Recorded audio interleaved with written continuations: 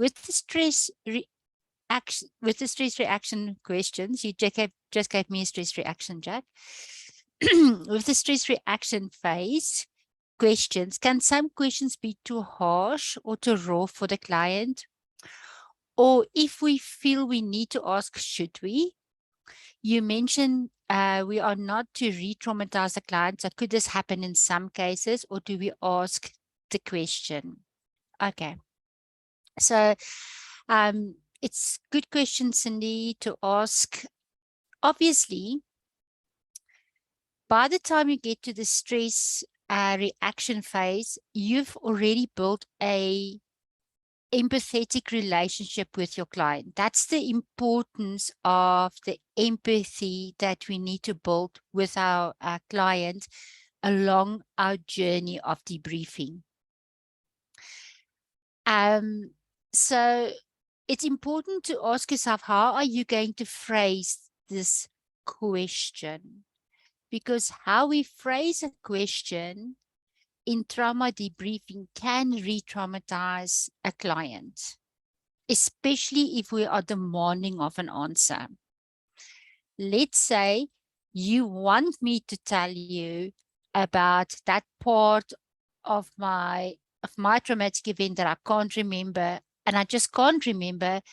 And the more you're trying to get me as a therapist, answer this, the more stressed I am, the more I am unable to answer that question. So you have to use your experience and your judgment as to what questions a person asks and how to phrase the question.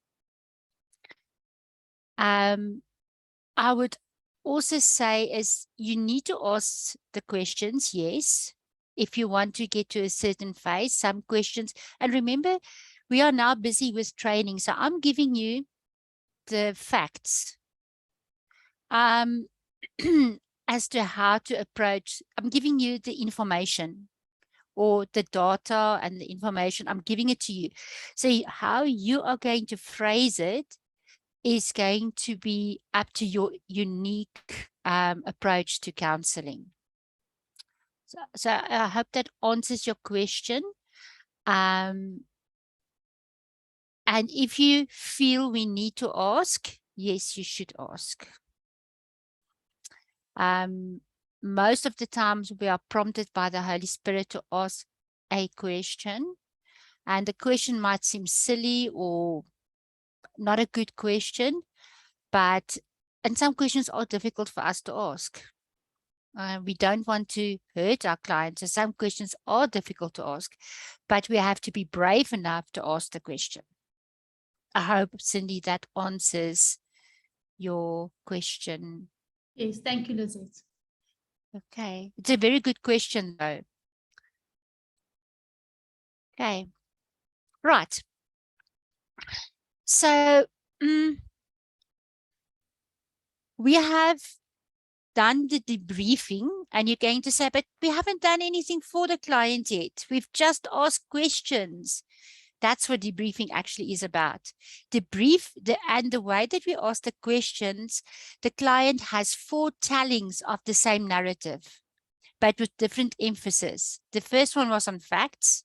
The second one was on thoughts. The third one on emotion. And the fourth one on their behavior or stress reaction. So it's 4 tellings of the same story. And every time the story is being enlarged. So they had 4 opportunities to tell you what happened to them. The more we speak about our trauma, the more we allow the client to debrief from the story. Alida has asked a question, does the trauma sessions, is it in different sessions? No, normally a trauma session is all in one go. Remember from yesterday, I said it takes longer. It's not your hour-long session that you normally plan. This will normally take an hour, close to 2 hours, because this is a debriefing process. But I don't want you to put a time limit on it, because then you might run over 2 hours, or the client might tell you everything within an hour and 10 minutes. And now you feel like you have to keep the client there for 2 hours or so on. But you complete this whole session. This is normally a debriefing, and it's not counseling. Remember what we said, there's a difference. Counseling is a more long-term relationship, therapeutic relationship driven goals. Trauma debriefing is to the aim to normalize the stress response. Okay. So very good questions. I like what you're asking, but it's starting to make sense now that this is a different form to what you are used to. We have now so far allowed the client to tell us about what happened.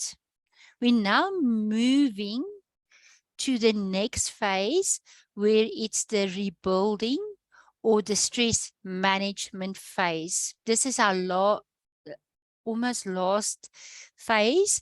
And that our task here is to close the debriefing, we never leave our client in the air, and to motivate the client to start to live their life as a victor and not as a victim.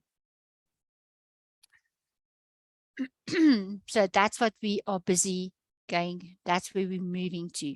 So we have, let me just go one back. We have done a lot of work to here, and now we're getting to the stress management phase. I just want to clarify something, because I know that I might sound harsh when it comes to biblical counselors, when it comes to trauma. Trauma is a complex emotional, I want to say it's a complex whole person experience.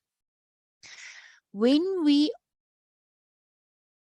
give simplistic answers, we reduce the client's experience, and they cannot come to healing.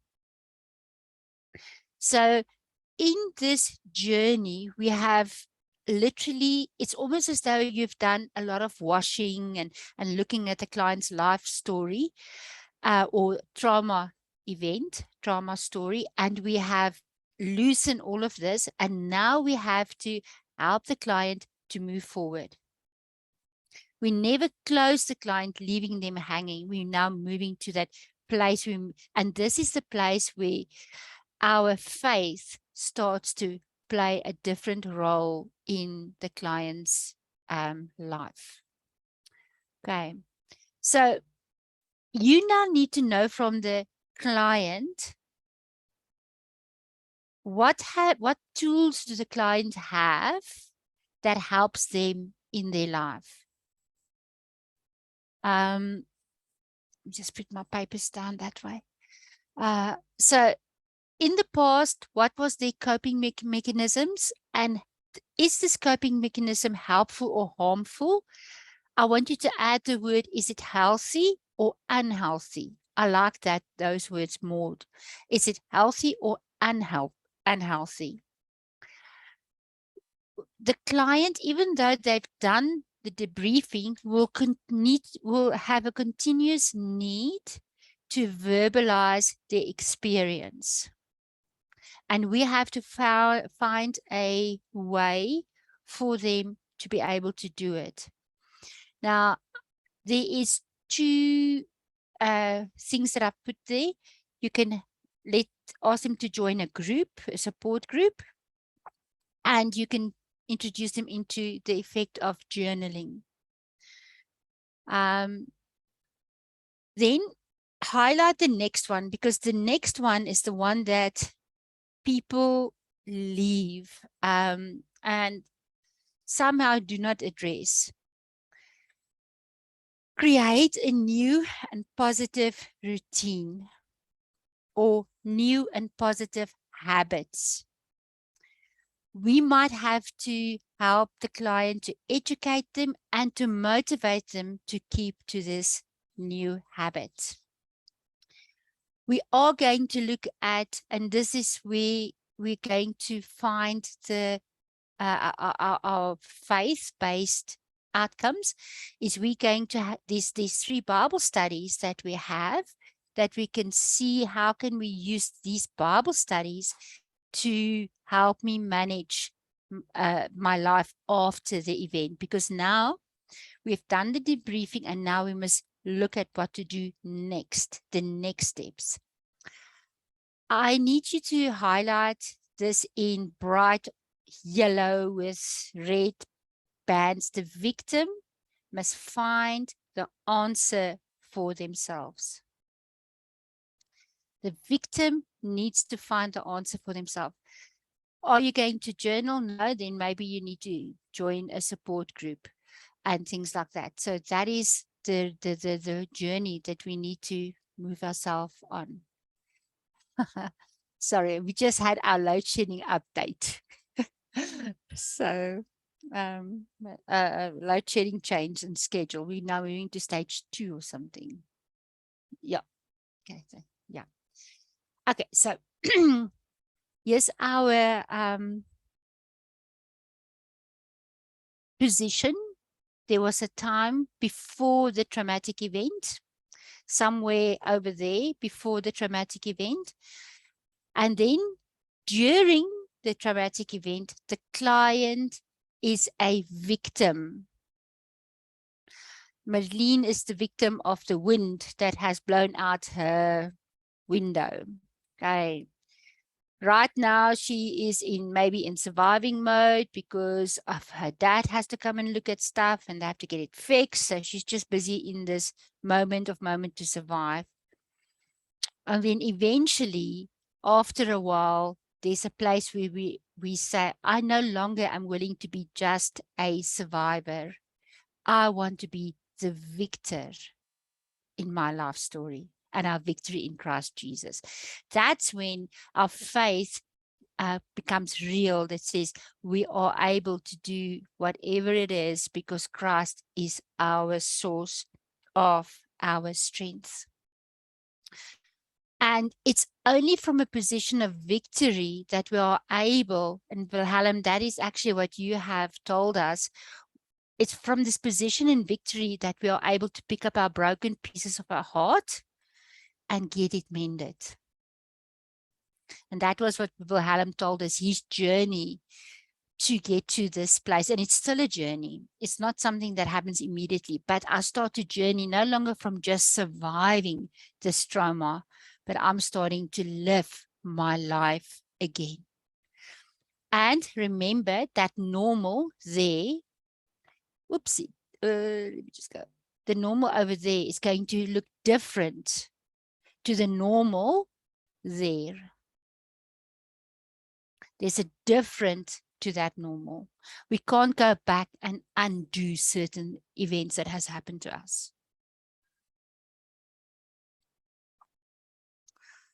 Okay. We all have coping mechanisms, and they are adaptive coping strategies that helps us to reduce the negative effect of stress. Okay. Please take note, our psychological coping mechanisms are, and it's not something you intentionally think this is how you're going to do something. They all involve self-deception because they help you not look at life properly. They give us time, and this is what I want you to highlight at the bottom of page 42. They give us time to get over the anxiety producing events in our lives. I love that thought. They are full of self-deception because they create a space for us at this point so that we can take time over our anxiety producing events. And there are normal methods of dealing with our anxiety if we experience a traumatic event. They are normal. You are normal when you have these coping mechanisms. Who knows what was the first coping mechanism?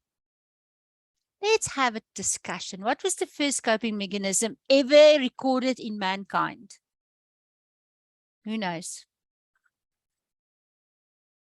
You're allowed to put on your hiding. Yes, hiding is definitely the first one. And with hiding, the second one.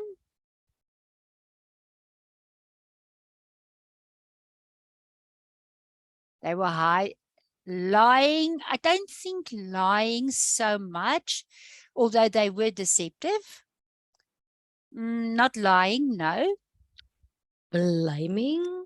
Blaming. Yes, blaming. And blaming God, by the way. It's this woman, you gave me that, force-fed me this. She tied me to something and force-fed. Okay, so it happens when we are experiencing things that gives us stress or anxiety, or we feel threatened. And they are some of the earliest ones, just thinking about the Bible, stories that we have grown up with. So what are coping mechanisms that are positive? Because we are on page 43, and there are these are the positive coping mechanisms that we can use. Humor. It has benefits of relation to a mental health and well-being by having a humorous outlook on life. Stressful experience can be and often are minimized. This coping method corresponds with a positive emotional states and is known as an indicator of mental health, of good mental health. So humor is one. And then we have the appraisal focused coping strategies. It's when a person modifies or adapt the way they think. After people may alter the way they think about a problem. And please highlight this by altering the goals and values, such as, for instance, seeing the humor in a situation. I had a conversation with somebody that experienced quite, if I say, a huge amount of stress regarding a certain assignment in the studies, and they had this mental block, and suddenly they decided, you know what, I'm going to move instead of doing this assignment, I'm going to try, and so I don't become stuck, I'm going to do another assignment. So they altered their goals. It's still this, they still have to do this assignment, but they are first doing something that is easier for them to do. That is that adaptive cognitive strategy, for example, in play. Now, using problem-focused strategies, write down Egan. There's our Egan coming in. Finding information about the problem and learning new skills to manage the problem. But please note what's the focus is aimed at changing or eliminating the source of stress. One of the ways we are trying to deal with the problem with electricity is we're slowly but surely moving over to solar power, but it's one of those problems we're trying to use to eliminate the fact that we don't have electricity continuous basis, for instance. Okay, then we have emotion-focused coping strategies. And this is orientated towards managing the emotions that are accompanying our perception of stress. Your cycle of emotions is your tool that you use there. So write that down. Cycle of emotion is the tool that I use here to help me to cope in a positive manner with the stress.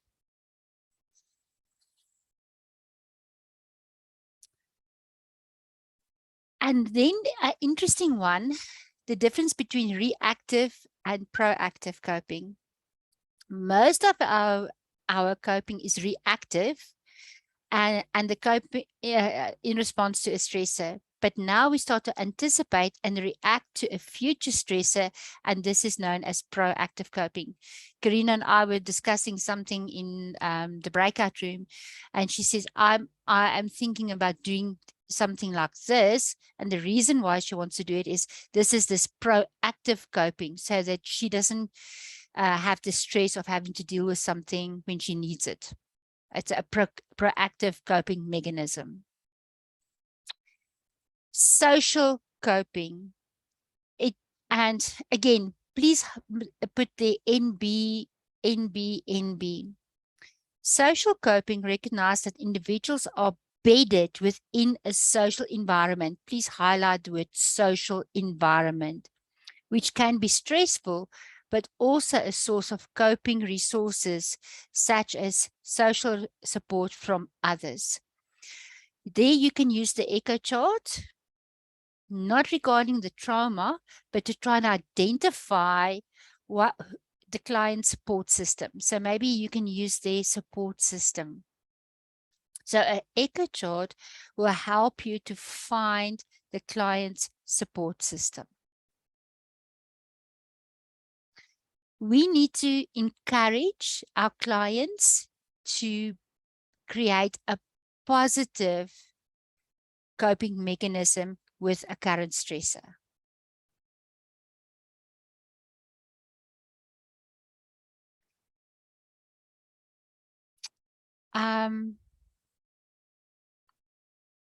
Okay. Let's quickly look at maladaptive. Maladaptive, it can cause some of them can cause rather serious effect on the client's mental health. The first one is disassociation. And there is a wide array of experiences ranging from mild emotional detachment to a severe disconnection from physical and emotional experiences. So there is a form of disassociation. Sensitization is, sorry for my English, is a non-associative learning process. Repeated administration of a stimulus results in a progressive amplification of a certain response. So you're highly sensitized to words people use or environmental stresses when you see that stranger approaching.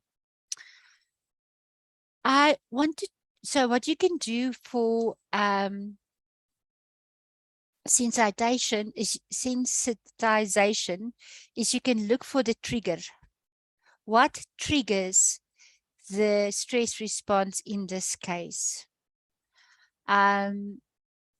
It can be a word somebody used, it can be a picture, it can be a memory that can trigger this a sensitive reaction. And once you identify the trigger, you're able to normalize the stress response. Safety behaviors. Now, safety behaviors are, for example, a very silly thing like locking your doors at night. They are coping behaviors used to reduce anxiety and fear when the user feels threatened. An example of a safety behavior, an example of safety behavior in social anxiety is to think of excuses to escape potential uncomfortable situations. These safety behaviors, though useful for reducing anxiety in the short term, might become maladaptive over the long term by prolonging anxiety and fear of non-threatening situations.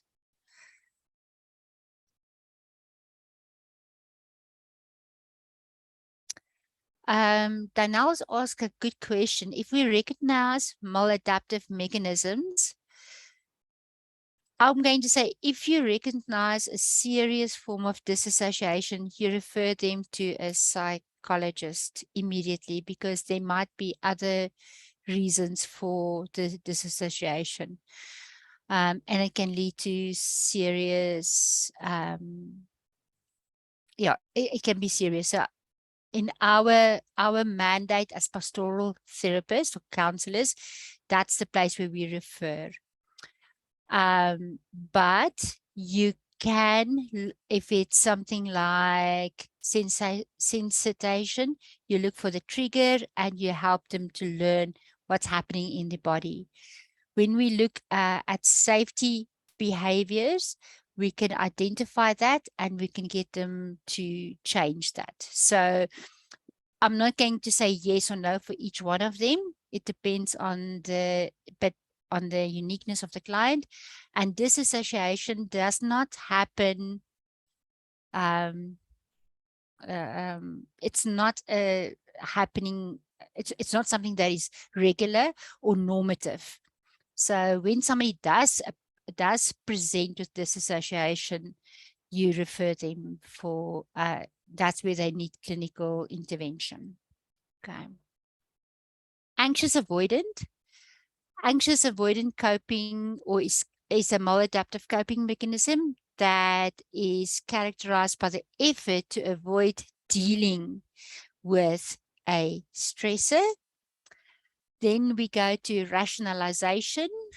And rationalization is a defense mechanism in which behaviors or feelings are justified and explained in seemingly rational and logical manner to avoid the true explanation. And so you can challenge the rationalization. You can challenge the client's way of looking at something. And escapism is a mental diversion from unpleasant or boring aspects of daily life, especially through activities involving imagination or entertainment. Escapism may be used to occupy oneself away from a persistent feeling of depression or general sadness. Those are some of the maladaptive coping mechanisms. So how do we deal with this? And I think that is, yes, disassociation can be caused by multiple traumatic events, and therefore it needs to look at all sorts of other interventions. Thank you. Okay, so identify the needs of maladaptive coping mechanisms, a need for affection or approval, the need to please others and be liked can be part of it. A partner or a friend who takes over the victim's life based on the belief that someone else will solve the victim's problems. Unhealthy boundaries. Too close, not letting anybody close by, or too loose, anybody can come and go as they feel like it. A need for power and control over circumstances. And we all know that we do not have control over external circumstances. Then the exploitation of others or of the self. Somebody that exploits you. The need for social recognition, quite a huge one, as well as the need for personal admiration. People that personally achieve in spite of people around them. Self-sufficiency and independence, and then perfection. Absolutes in your life. Everything must be perfect, and we talk about true perfectionism, not just what we think perfectionism actually is. So there are some of the maladaptive coping mechanisms that we can use, or hints and tips to help us identify some of the mechanisms. Now we need to look at that we need to grow stronger despite our trauma. And I've created a worksheet for us. And it looks basic like this. It looks basic like this. What 5 strengths have I had before the trauma? 5 things I was good at, stuff you already have. what did I use to survive the trauma? In this place, what did I do?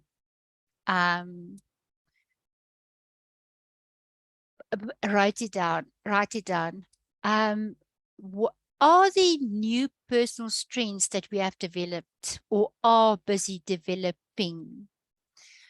And what are my thoughts and feelings about these new personal strengths? What are my thoughts and feelings about these personal new strengths that I'm busy developing?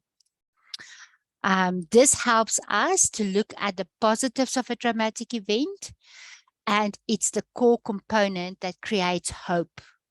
And it helps us to see what the client already has to build a new story, because all of us have got positives in our lives that we can use to rebuild our story.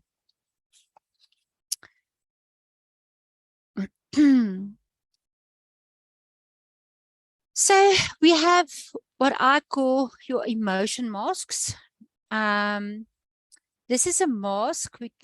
And what is a mask? A mask serves a purpose. It helps us to act, or to attend a fancy dress party, or to have fun. It's a way of hiding your face, your expression, and your identity. And in a sense, it's a way of hiding your pain. Victims may wear emotion masks when they pretend to be happy, they pretend to be okay, they act like they don't mind that something that's bothered them. Tell someone you're fine when you're worried, or say something in anger when inside you feel sad. This is a nice tool to ask somebody. You can assign and that let them draw the mask that they wear over there. Maybe it's just a smiley face that says, I'm okay, or whatever the case might be. And they keep, and they use this mask to hide the unhealthy emotional experiences. The creation of a daily healthy routine, questioning what is your current habits? Are they spiritual, rest, play, security, eating habits, hygiene, and so on? What is your personal habits? And then we can challenge the client to start to do something positive about their life, and to start to do it in a constructive manner continually, and finding time.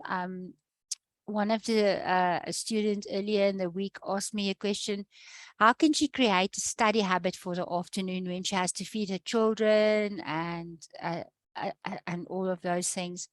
So we started saying, okay, she's got to identify a time that she can actually do this, because it's no use creating a habit that is not in a good time for you to be able to do it. So let's say she wants to study from 2 to 3 in the afternoon, but at 2 o'clock she has to pick up the children from school. How is that going to be a good time for her? Because she will never be able to keep the time. So she has to identify a time, and then she has to say no to the other things that occupies those times. I think she says she watches, let's say, a series in the afternoon while she cooks, or something like that.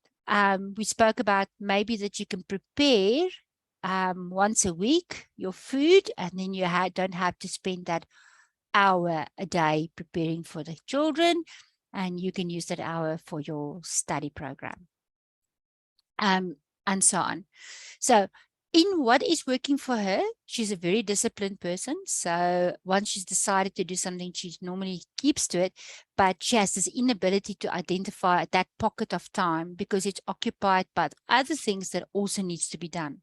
So when we say create a healthy routine, what can realistically work for the client? So I also said to her, I don't think you're going to find an hour in the afternoon, but you might find 45 minutes.